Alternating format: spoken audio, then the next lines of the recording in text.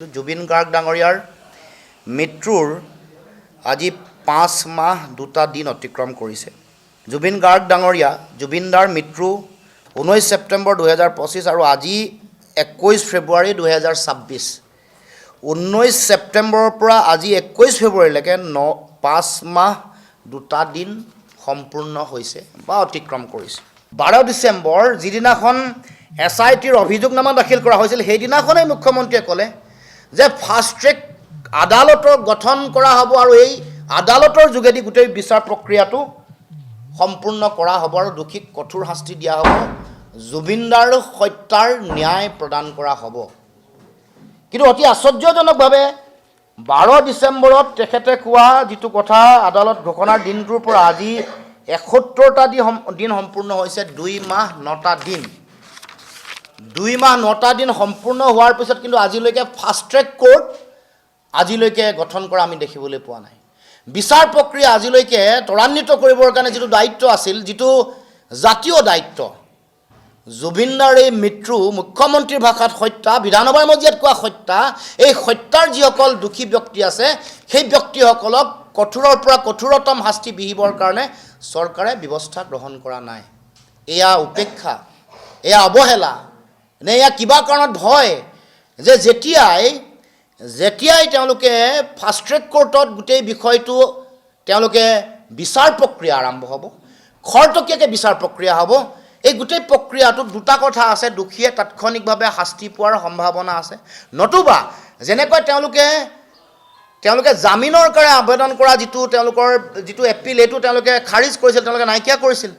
আৰু এতিয়া এই ফাষ্ট ট্ৰেক কোৰ্টত বিচাৰ প্ৰক্ৰিয়া আৰম্ভ হোৱাৰ লগে লগে জামিনৰ যিটো প্ৰভিজন সেই প্ৰভিজনটো খোল খাব বা মুকলি হৈ যাব, যাৰ ফলত জনগণৰ খং ক্ষোভৰ সন্মুখীন হোৱাৰ ভয়তে আচলতে ফাষ্ট ট্ৰেক কোৰ্ট তেওঁলোকে গঠন কৰা নাই। আৰু দ্বিতীয় কথা, ন্যায় যিহেতু তেওঁলোকে দিয়াৰ তেওঁলোকৰ কোনো লক্ষ্য আৰু উদ্দেশ্য নাই, তেওঁলোকৰ কাৰণে এই জুবিনদাৰ মৃত্যু মুখ্যমন্ত্ৰীয়ে কোৱা হত্যা, এই হত্যাক তেওঁলোকে যিহেতু ন্যায় দিব খোজা নাই, সেইকাৰণে এই প্ৰক্ৰিয়াটো ইচ্ছা কৰিয়েই তেওঁলোকে বিলম্ব কৰিব খুজিছে, ইচ্ছা কৰিয়ে এইটো তেওঁলোকে পিছুৱাই ৰাখিছে। কাৰণ নহ'লে এই বিষয়টোক লৈ এটাও কোনো ধৰণৰ মুখত তেওঁলোকৰ মন্তব্য নাই, এই বিষয়টোক লৈ তেওঁলোকে কোনো ধৰণৰ ব্যৱস্থা গ্ৰহণ কৰা নাই। আমি দেখিবলৈ পাইছোঁ যে দেশৰ প্ৰধানমন্ত্ৰী, দেশৰ গৃহমন্ত্ৰী, বিজেপি দল, মুখ্যমন্ত্ৰী, বিজেপি চৰকাৰ কোনেও এই বিষয়টো যাতে মানে ন্যায় পোৱাৰ দিশত অগ্ৰসৰ নহয়, এই গোটেই কথাটোত তেওঁলোকে মৌন হৈ আছে বা ক'ৰবাত তেওঁলোকে এই বিষয়টোক উপেক্ষা কৰিবৰ কাৰণে, অৱহেলা কৰিবৰ কাৰণে চিন্তা চৰ্চা কৰিছে। হত্যাৰ সেই সময়টোত 13গৰাকী মানুহ উপস্থিত আছিল, আপোনালোকে সকলোৱে জানে। 5গৰাকীক কৰায়ত্ব কৰা হৈছে, 3গৰাকী এতিয়াও জেলত আছে, বাকীসকল হয়তো সম্ভৱতঃ নাই।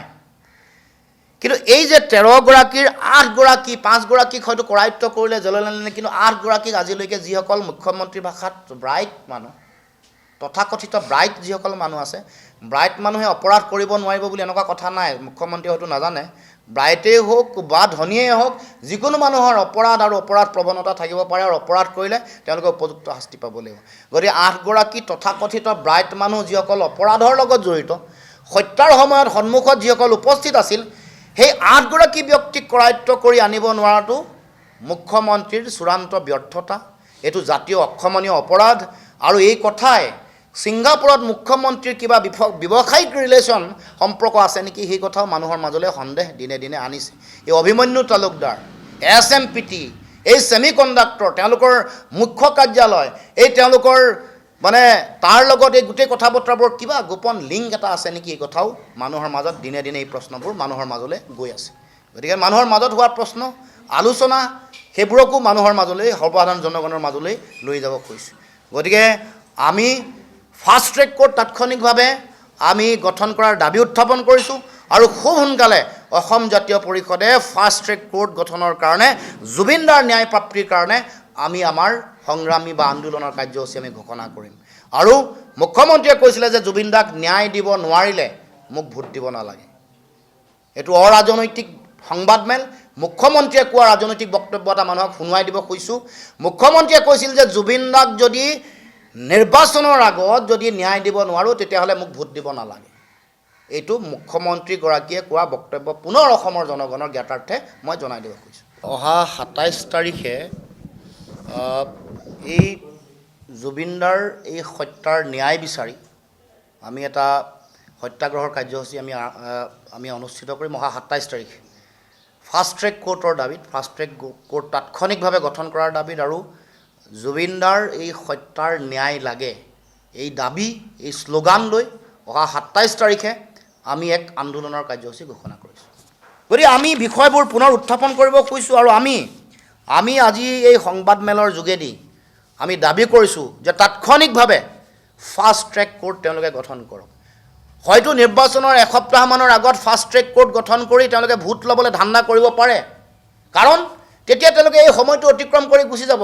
এই যে জামিন আবেদন কৰাৰ বিষয় বা ফাষ্ট ট্ৰেক কোৰ্টৰ বিচাৰৰ গোটেই প্ৰক্ৰিয়াটো সম্পূৰ্ণ কৰাৰ লগে লগে যিহেতু তেওঁলোকৰ জুলুঙাৰ মেকুৰী ওলাই পৰিব, তেওঁলোকে যিহেতু যিসকল দোষী ব্যক্তি আছে তেওঁলোকক শাস্তি দিবৰ তেওঁলোকৰ অলপমানো তিলমানো তেওঁলোকৰ ইচ্ছা নাই, সেই কথাটো যিহেতু ওলাই পৰিব, জুলুঙাৰ মেকুৰী ওলাই পৰাৰ ভয়তে ফাষ্ট ট্ৰেক কোৰ্ট বনোৱা নাই।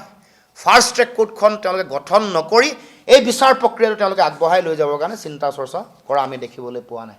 আচৰিত হ'ব, ৰাজ্য চৰকাৰে আয়োজন কৰা যিখন 9ম অসম ৰাজ্যিক চলচ্চিত্ৰ বঁটা দিয়াৰ যিটো অনুষ্ঠান জ্যোতি চিত্ৰপণত দিছিলে, তাত জুবিনদাৰ শ্ৰদ্ধাঞ্জলি কৰিবৰ কাৰণে এখন কোনো ধৰণৰ তেওঁলোকে মানে শ্ৰদ্ধাঞ্জলি কৰিবৰ কাৰণে ফটো তাত ৰখা আমি দেখা নাই, প্ৰতিচ্ছবি।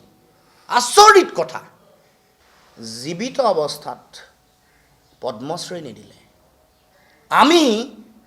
আমি ভাৰত ৰত্নৰ কথা দাবী কৰাৰ পাছতো আজিলৈকে ভাৰত ৰত্ন দিয়াৰ কথা তেওঁলোকে সিদ্ধান্ত গ্ৰহণ নকৰিলে। গতিকে এইবোৰ কথা বিজেপি, দেশৰ প্ৰধানমন্ত্ৰী, দেশৰ গৃহমন্ত্ৰী, অসমৰ মুখ্যমন্ত্ৰী, বিজেপি দলৰ জুবিনদাৰ প্ৰতি অন্যায় আৰু অৱহেলা হয়নে নহয়? অসমৰ মুখ্যমন্ত্ৰীয়ে যিদিনাখন তেখেতৰ সৎকাৰ হ'ল, অন্ত্যেষ্টিক্ৰিয়া হৈ গ'ল, সেই দিনাৰ পৰা আজিলৈকে এবাৰ জুবিন ক্ষেত্ৰলৈ যাবলৈ সময় উলিয়াব পাৰিলে নেকি? এবাৰ তেওঁ তালৈ জুবিন ক্ষেত্ৰলৈ যোৱাৰ সময় উলিয়াব পাৰিলেনে? আপোনালোকে কওক। আজিলৈকে ৰৈ বিনাই চাবলৈ তেওঁৰ সময় নহ'ল, অথচ কাশ্মীৰ ফাইল চাবৰ কাৰণে দলে বলে গৈ টেক্স ফ্ৰী কৰি দিছিল কাশ্মীৰ ফাইল। আজি কিন্তু ৰৈ বিনালে না টেক্স ফ্ৰী কৰিলে আৰু ৰৈ বিনালে চাবৰ কাৰণে তেওঁৰ অকণমানো সময় নহ'ল। আপোনালোকে সকলোৱে জানে যে এতিয়াও জুবিন ক্ষেত্ৰ তেওঁলোকে বনোৱাৰ যিটো কাম, নিৰ্মাণৰ কাম আৰম্ভ হৈছে নেকি? আপোনালোকে সকলোৱে জানে যে জুবিন ক্ষেত্ৰ নিৰ্মাণৰ কাম কিন্তু আজিলৈকে আৰম্ভ হোৱা নাই। আনকি জুবিন ক্ষেত্ৰৰ যিটো পৰিৱেশ, কোনো ধৰণৰ শৃংখলাবদ্ধভাৱে তেওঁলোকে কৰিব লগা গোটেই ধৰণৰ কাম কাজ, কদৰ্যময় এটা পৰিৱেশ, ধূলি বালিৰে কোনোবা বাহিৰৰ পৰা অহা মানুহে এইবোৰ কথা তেওঁলোকে সংবাদ মাধ্যমৰ আগত ক'বলৈ বাধ্য হৈছে। আৰু অতি আচৰিত কথা, কিছুদিনৰ আগলৈকে আমি গম পোৱা মতে উপযুক্ত যিটো অনাময় যিটো ব্যৱস্থা, সেই ব্যৱস্থাও তেওঁলোকে কৰি দিয়া হোৱা নাই। এয়া জুবিনদাৰ প্ৰতি অন্যায়, অৱহেলা আৰু অৱজ্ঞাৰ মনোভাৱ নহয় জানো?